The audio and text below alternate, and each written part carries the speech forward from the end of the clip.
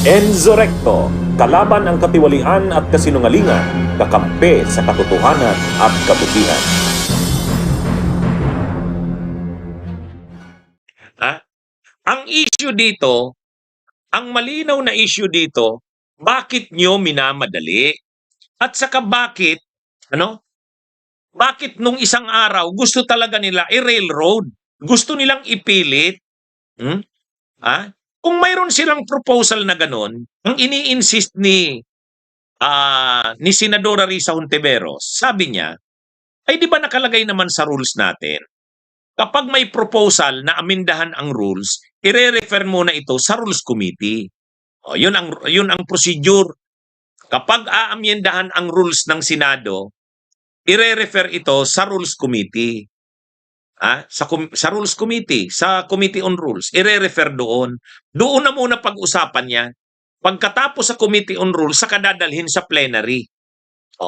Ay ngayon, hindi naman pinasa sa Committee on Rules.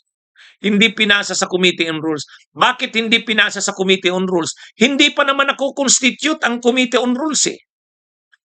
So dahil hindi pa nako-constitute ang Committee on Rules, hindi pa pwedeng pag-usapan yung pag-amend na yan saka hindi na pa makakahintay yan? Bakit masyadong minamadali? Yun yung issue dun. Bakit talagang pinipilit nila nung araw na yun magbutuhan na? At dinadaan ni Cayetano sa tyranny of numbers. Ang sabi ni Cayetano, total tayo naman dito sa Senado, pag nagdidebate tayo at hindi tayo magkasundo, dinadaan natin sa butuhan. O, yun ang gustong mangyari ni Cayetano. Idaan na daw sa butuhan, magbutuhan na. Siyempre pag nagbutuhan, mananalo sila. Mananalo sila. Kasi siyempre ano sila? 11. 11 sila. 13 sila nung araw na yon. Pero absent si Bato o di 12. Wala rin si Chis Escudero o di 11. Ang pipilitin nila na dahil may sila sa bilang, majority sila, ipipilit nilang magbutuhan.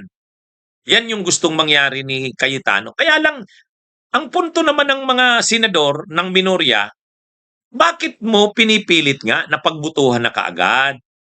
Unang-una, wala pa namang Committee on Rules. Ang gawin dyan sa proposal na yan, ipasa sa Committee on Rules, dun muna busisiin. Pagkapasa sa Committee on Rules, saka ipasa sa plenary. Dun na mag-decide. Yun lang naman ang hinihiling ng minorya. Hindi naman sinasabi ng minorya na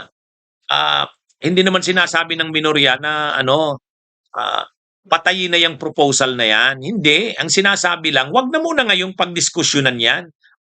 Sundin natin yung tamang proseso. Kaya lang ayaw nga ng mayorya eh. Doon ngayon lumalabas. Bakit kayo nagmamadali? Ay ang malinaw doon, kasi kahit si Villanueva, si Jingo Estrada, makukulong na eh. So, makukulong na kasi si Villanueva ay si Estrada. Kasi kakasuhan na ngayong araw, lalabas na kaagad yan ng arrest warrant. Pag nakulong si Estrada, ilan na lang sila? 11 na lang. Kasi nagtatago si Bato. Nakakulong si Jinggoy. Di wala, 11 na lang sila. 11 na. Ibig sabihin, tie na eh. So wala nang makukuhang majority vote. Kaya pinipilit nilang pagbutuhan na nung nakaraang araw. Yan yung tinatawag na tyranny of numbers.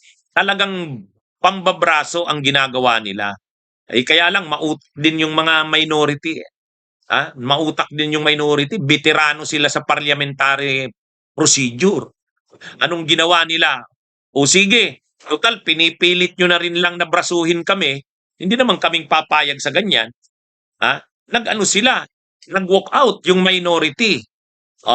Nag-walk out. Pero siyempre, nagpaiwan si Senate Minority Leader Tito Soto. Bakit nagpaiwan si Tito Soto? Kasi kailangan may maiwan na member ng minority magki-question. Magki-question. Kaya nagpaiwan si Senate Minority Leader Tito Soto. Question ngayon ni Senate Minority Leader Tito Soto yung quorum. Question niya yung quorum. Sabi niya, Madam President, can we call the roll? Can we call the roll? Kumbaga gusto niyang malaman kung mayroong quorum. Ang problema, wala na talagang quorum. Kasi wala na yung minorya.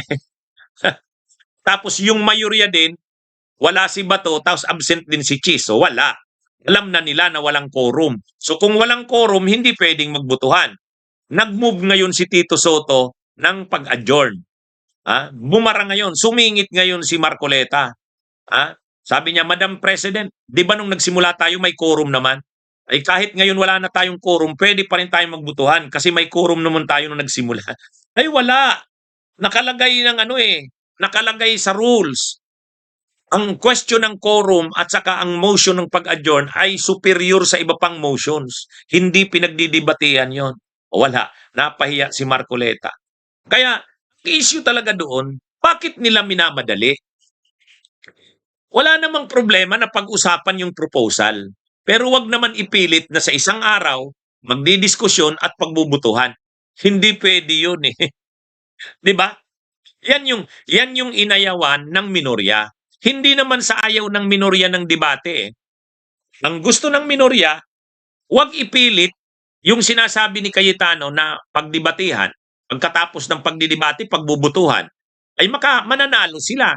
Kasi may number sila eh. Garapal nga, garapal. Kaya mga kabunyog, mga kababayan, garapal yung gusto ng mayorya, idadaan sa tyranny of numbers. Wala, hindi pwede naman yun eh. Mas yun, hindi naman papayag ang minorya sa ganun. May rules naman na sinusunod eh.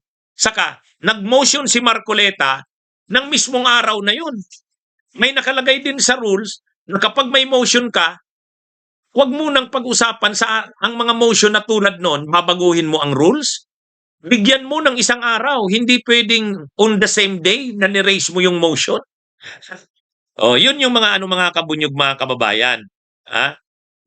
Yan yung ang mga na-violate doon na rules ng grupo nila Cayetano at Marcoleta. Yung motion ni Marcoleta, minotion niya yung araw na yon. Doon niya mismo gusto ng pagdesisyonan that same day. Bawal yun. Mayroon silang one-day rule.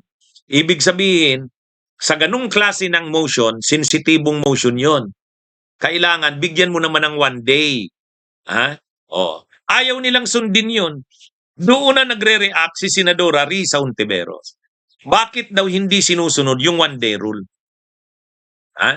Ang sabi naman ni Cayetano, okay, kung nagdidebate tayo, hindi tayo magkaintindihan, magbutuhan na lang. Ay wala. Kung pag nagbutuhan ka, ginagamit mo na ng ang tyranny of numbers. Kaya nag-walk out sila. Yun yung dahilan. Anyway, mga kabunyog, yun kasi talaga ang issue doon. Bakit ba kasi masyado nyong minamadali? Bakit ba? Hindi na ba makakahintay ang proposal nyo na yan? Napaka-emergency ba ng proposal nyo na yan na gusto nyong pagbutuhan na? Yan yun. Okay, magandang araw sa inyong lahat, mga kabunyog, mga kababayan. Mabuhay po tayo.